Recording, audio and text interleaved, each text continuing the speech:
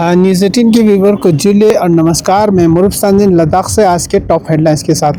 आज सबसे पहले बता दूं आपको, जो जुडिशल इंक्वायरी कमेटी थे वो कल यहाँ पर ले में थे। तो वो जो प्लेस ऑफ ऑकरेंस यानी जहाँ पर पत्थरबाजी आग से नहीं हुआ वहाँ पर जाके इंस्पेक्शन किया, जो कि हिल काउंसिल के ऑफिस हो या बीजेपी के ऑफिस हो, सब जगह बारीकी से उन्होंने जांच किया। तो आपको बता दूं कि कल की जो जुडिशल इंक्वायरी कमेटी से मिलने के लिए लद्दाख बुद्धिस्ट एसोसिएशन आया था, उसके बाद मीडिया से बात करते हुए जो लद्दाख बुद्धिस्ट एसोसिएशन के अध्यक्ष चरिंग दोरजे साहब ने कहा कि लोगों को इंक्वायरी कमेटी के सामने बेझिझक आना चाहिए। अपना जो भी देखा हो या जिसके पास भी कोई भी एविडेंस हो वो उनके सामने पेश करना चाहिए, ताकि जो जांच है वो ट्रांसपेरेंसी और एकदम जो रिज़ल्ट निकल के आए जल्द से जल्द, ये उनका कहना। साथ ही साथ जो इंक्वायरी कमेटी के जो चेयरमैन है, कमीशन के चेयरमैन है जस्टिस BH चौहान, उनका भी कहना है कि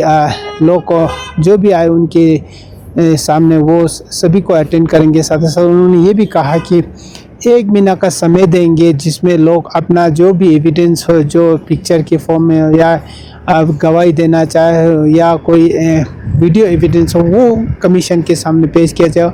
उसके लिए बाकायदा उन्होंने ये भी कहा कि एक नोटिस जारी करेंगे, 1 महीने का समय दिया जाएगा लोगों को कमीशन की मिलने के लिए। तो कल काफ़ी लोग कमीशन से मिलने की बात निकल के आ रहा है, लेकिन जो कमीशन है आज वापस चला गया। तो उनका ये भी कहना है कि 10 दिसंबर के बाद फिर दोबारा आके वो यहाँ पर बैठेंगे, तब सारी चीज़ों को एग्जामिन करेंगे बड़ी बारीकी से। तो कहने का ये मतलब है कि अभी भी लोगों के पास समय रहेगा 1 महीने का, जो कि कमीशन के पास जाके अपना बयान दर्ज कर सकते हैं या अपना एविडेंस हो वो पेश कर सकते हैं। और साथ ही साथ LBA की तरफ से बार बार ये अपील किया जा रहा है कि जो भी एविडेंस हो कमीशन के सामने लाया जाए, ताकि जो केस है वो ठीक से जांच का रिजल्ट निकाल सके। इसके लिए उन्होंने अपील किया है। और आपको दोबारा बता दूं कि आज कमीशन वापस चला गया। आज के दिन जिस तरह 25 से लेकर 28 तक का, तो आज वापस चला गया, वो जल्दी आएंगे। साथ ही साथ नोटिस भी निकलेंगे जो लोगों को समय दिया जाएगा।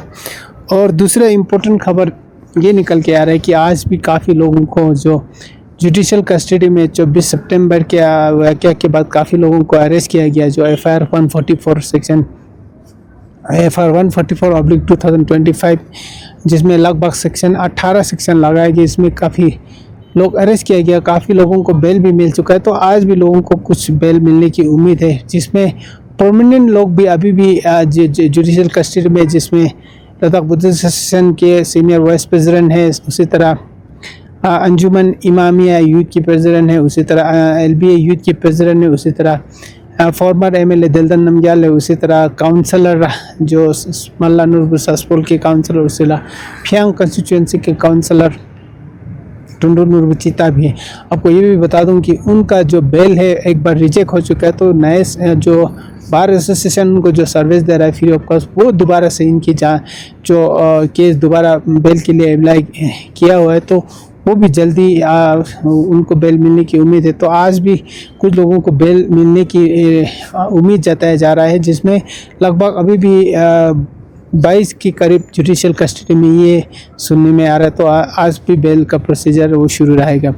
और तीसरा इम्पोर्टेंट खबर, आज PGM कॉलेज में जो कि यूनिवर्सिटी ऑफ लद्दाख की तरफ से कैपेसिटी बिल्डिंग प्रोग्राम किया था 25 तारीख से, वो आज कंक्लूड हो रहा है। तो आज के जो मुख्य अतिथि रहेंगे वाइस चांसलर लद्दाख यूनिवर्सिटी के, साथ साथ जो लद्दाख UT लद्दाख के हायर एजुकेशन के जो सेक्रेटरी वो भी मौजूद रहेंगे। तो ये थे आज के 3 मुख्य समाचार।